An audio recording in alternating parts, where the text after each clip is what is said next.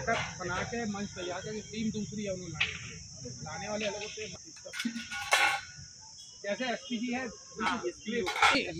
Main है, मतलब हम लोगों की जो ट्रेनिंग है एसपीजी वाली एनएसजी वाली सारी ट्रेनिंग शुदा है।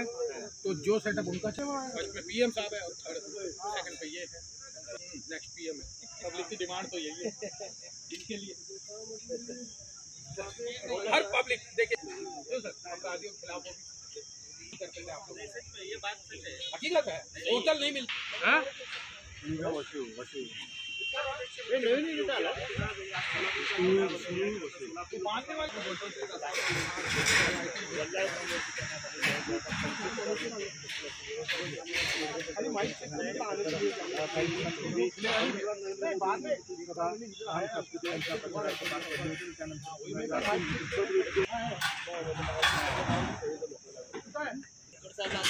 पुढच्या चढवतात पुढच्या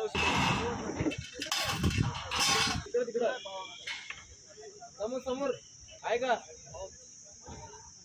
तुम्ही ठरवा की मी सांगा। बंधुप्रेम न्यूज चॅनलला लाईक, सबस्क्राईब व बेल आयकॉन दाबायला विसरू नका। धन्यवाद।